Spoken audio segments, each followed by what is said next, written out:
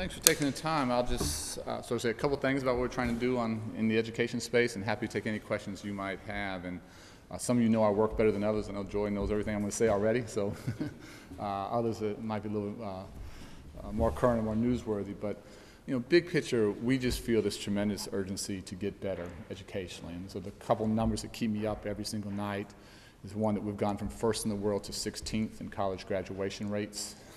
15 countries have passed us by, and I spend a lot of my time with colleagues from around the globe, and they're not waiting for us to catch up. They're continuing to move very, very rapidly, and I keep saying our biggest enemy is complacency. We have to get better faster than ever before, and pushing very hard to do that. Secondly, we have a dropout rate in this country of 25%. That's more than 1 million young people leaving our schools for the streets each year, and we know there are no good jobs out there, none. And those young people are basically condemned to poverty and social failure. And so how do we get that dropout rate to zero as fast as we can?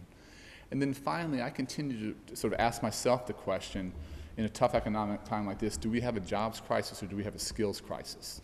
And I'm actually more and more convinced that we have a skills crisis. And I can't tell you how many CEOs I meet with and the president's met with who say, we are trying to hire right now, but we don't have the employees with the skills that we're looking for. I think us in education have to look ourselves in the mirror and ask the question, what can we do to do a much better job of preparing folks to take that next step? So how do you get better? We always talk about a cradle to career agenda. I wish there was one magic answer to get this all done in one fell swoop. I'm still looking for that, but I don't think I'm going to find it. And so for me, it always starts with great early childhood education. If we can get our babies off to a great start, have them enter kindergarten ready to read, ready to succeed, I think those achievement gaps start to go away. We really start to level the playing field. In many ways, historically, I've been very public about this, I think our department's been part of the problem. Historically, our department massively underinvested in early childhood education.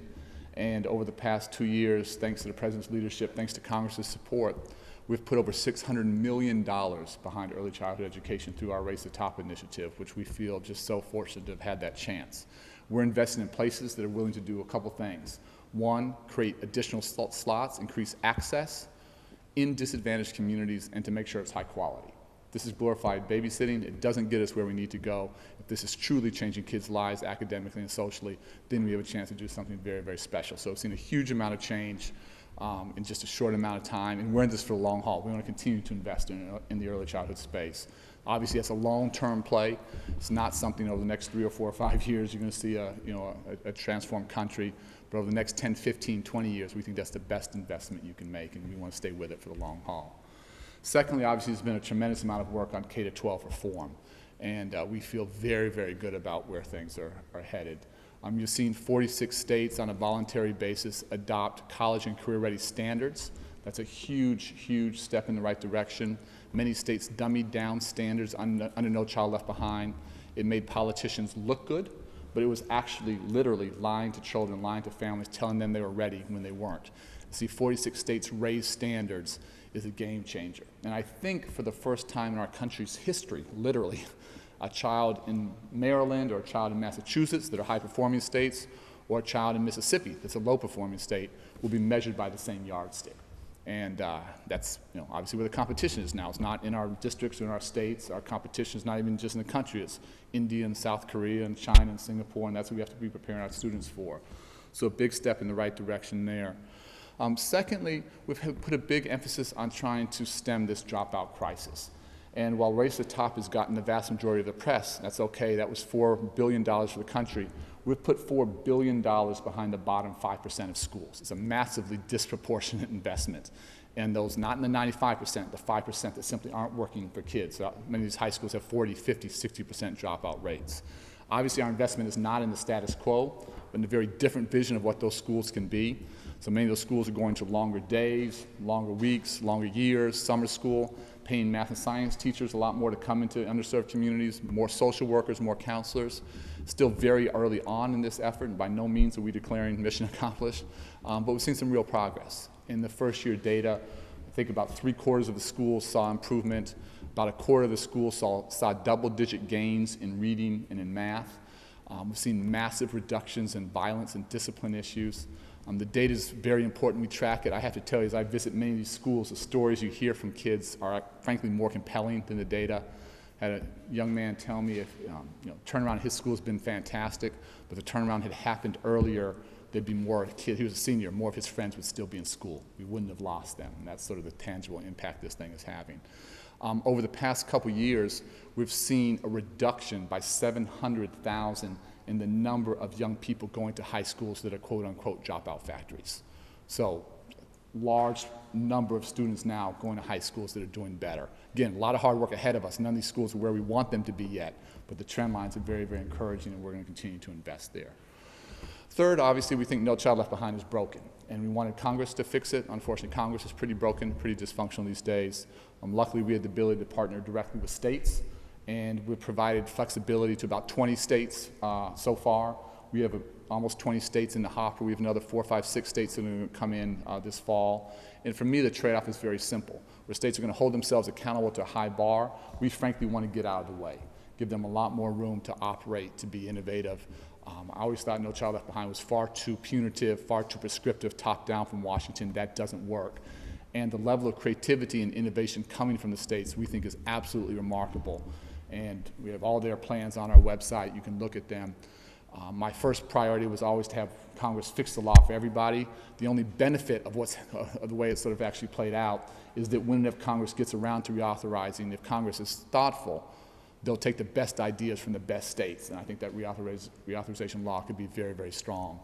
And we're going to continue to partner with states again, and we think that's going to really create a lot more room and flexibility for local educators, local parents, local superintendents who know their kids and their communities best, know their strengths, know their weaknesses, get us out of the way, empower them, hold them accountable, but empower them to make a difference.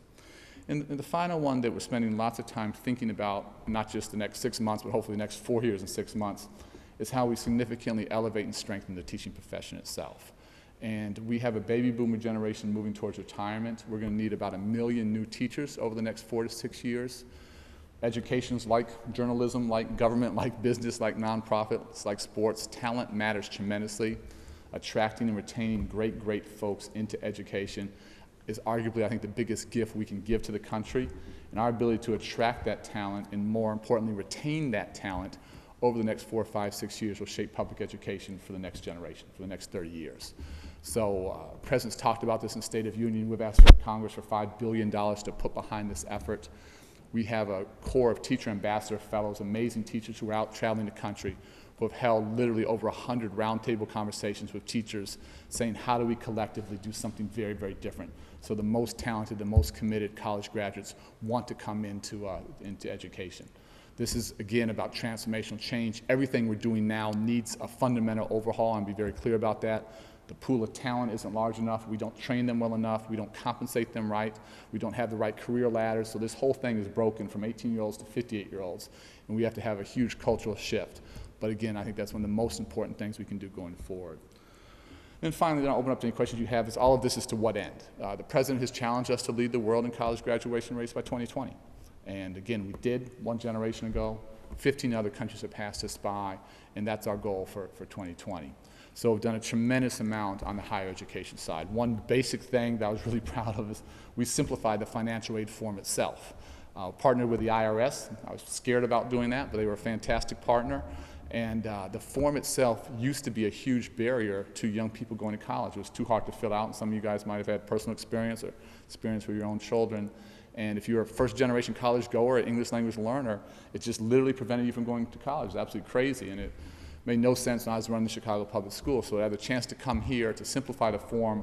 We have it now down to under half an hour, and I go out and talk to young people all the time and say, give me your candid feedback, how is it? And not vast majority say this form is no longer an obstacle. So that was one simple step in the right direction.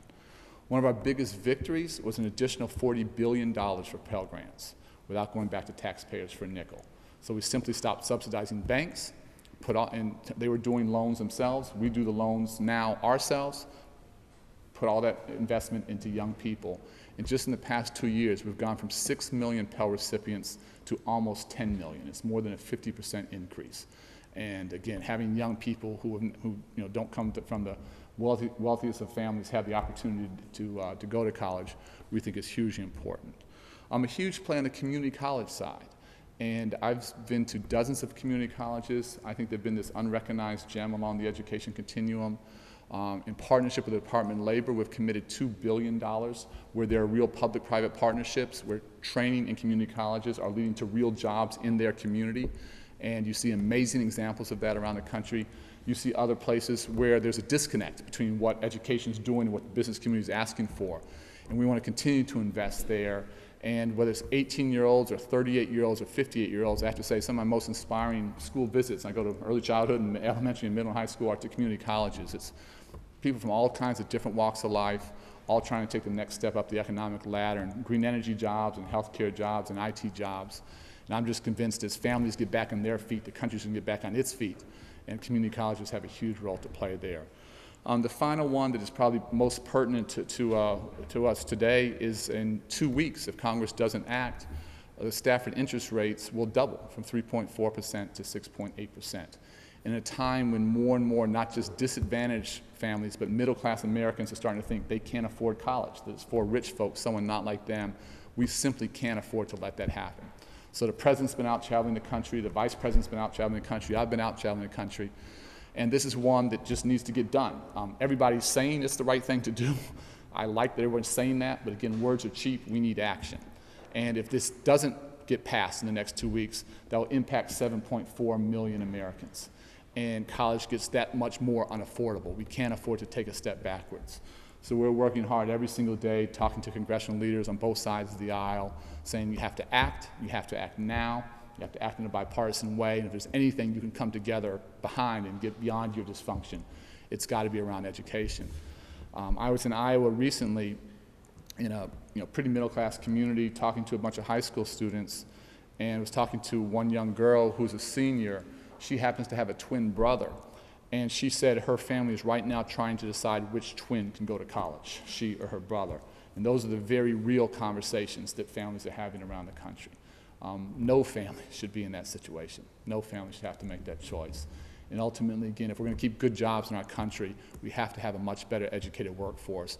We have to continue to increase access to college. The final thing we're working on long term is where we're trying to walk the walk and Pell Grants and Perkins loans and American Opportunity Tax Credit, trying to work on Stafford stuff, is we can't begin to do this by ourselves. And we always talk about shared responsibility. So we're asking Congress for $1 billion to do a race to the top for higher education. And we want to incentivize a couple things. We want to incentivize states to continue to invest in higher education. And last year, 40 states, 80% of the country, cut funding to higher education. I recognize it's tough economic times, but that's not the right thing to do. We also want to incentivize universities to keep their tuition reasonable and to build cultures around completion, not just about access. It's got to be about who's coming out the back door with that diploma, who's walking across the stage. So if we have the opportunity to do all of that, we think we can continue to hopefully walk the walk and expect you to hold us accountable for it. But we need states to step up to the plate, and we need universities to do the right thing.